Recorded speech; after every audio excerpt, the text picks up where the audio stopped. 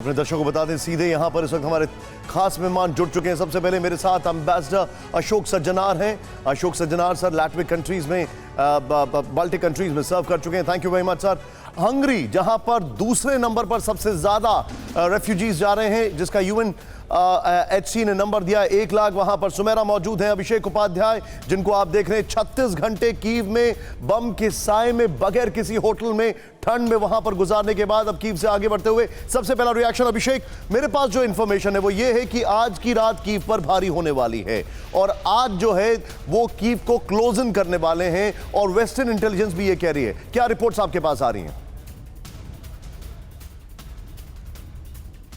देखिए कीव में बड़ी अहम बात मैं आपको बताऊं कि कीव में कल रात की तुलना में आज शांति रही। आज बहुत कुछ ज़्यादा डेवलपमेंट हुआ नहीं, लेकिन इतना ज़रूर है कि कीव से जो उनका मूवमेंट है, जो आगे की ओर वो बढ़ रहे हैं, वहाँ पर ज़रूर ये रिपोर्ट आई है कि उनका जो काफ़िला है, जो 40 मील लंबा काफ़िला जिस पर कल एयर अटैक किया गया था, वो काफ़िला आगे की ओर बढ़ रहा है। ये एकदम क्लियर है। एक मूवमेंट उनका साउथ से हुआ है, साउथ में जहाँ पर उन्होंने वासिल कीव में जहाँ उन्होंने एयरफील्ड कब्जा किया है, वहाँ पर वो पोजीशन उन्होंने होल्ड करके रखी हुई थी, उससे आगे बढ़े। इरपिन एक डेवलपमेंट मैं आपको बता रहा हूँ, इरपिन पे उन्होंने कब्जा किया है। जानकारी जो आ रही, इरपिन यानी कि ये जो उनके वेस्ट में है, जो वेस्ट से आ रहे थे, बूचा से आगे इरपिन, तो ये तीनों दिशाओं से, वेस्ट से, साउथ से और ईस्ट से, इन तीनों ही दिशाओं से वो जीरो इन कर रहे हैं, आगे बढ़ रहे हैं और नॉर्थ में ओबेलान से बढ़ रहे हैं।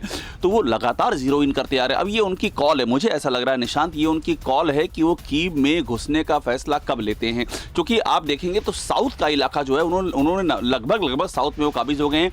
ओडिशा से लेकर के जो खेरसान का इलाका है, खेरसान के बगल में जो मारियापोल के पास के इलाके हैं, माइकोलोव है, इन सब जगहों पर वो अपनी स्ट्रेंथ मजबूत करते जा रहे हैं। तो अब ये उनकी कॉल है, मुझे लगता है ये उनकी स्ट्रेटजी का हिस्सा है कि वो कब ये डिसाइड करते हैं कि उन्हें कीव के सेंटर में जाना है। एक अच्छी खबर अभिषेक आ रही है कि रशिया ने जर्मनी से कहा है कि तीसरे दौर की बातचीत यूक्रेन और रशिया में इस वीकेंड पर होगी।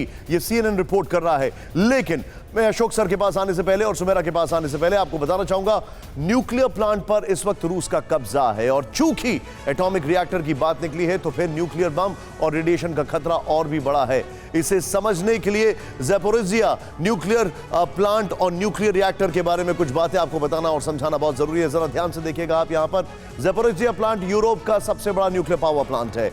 1/4 एनर्जी सप्लाई करता है। यूक्रेन के चेर्नोबिल प्लांट से कम 10 गुना बड़ा। इमेजिन, कीव से 550 किलोमीटर की दूरी पर मौजूद है ये प्लांट और चेर्नोबिल से इस प्लांट की दूरी है 525 किलोमीटर।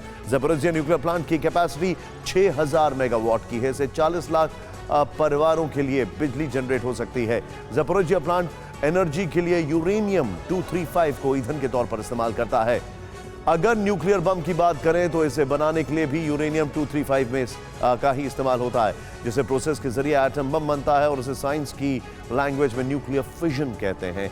इस दौरान एक परमाणु 2 हिस्से में टूट जाता है। इस केस में यूरेनियम 235 यूरेनियम 236 में बदल जाता है, जो वायलेंटली अनस्टेबल है। इसीलिए कुछ एक्सपर्ट्स आशंका जता रहे हैं कि अगर धमाके के बाद भारी मात्रा में रेडिएशन लीक हुई, रिएक्शन हुआ, तो इतनी तबाही होगी जिसकी कल्पना करना भी मुश्किल होगा। ये इस वक्त की बड़ी खबर हम आपको बता रहे हैं। परवाह देश की, सोमवार से शुक्रवार रात 10 बजे TV9 भारतवर्ष पर।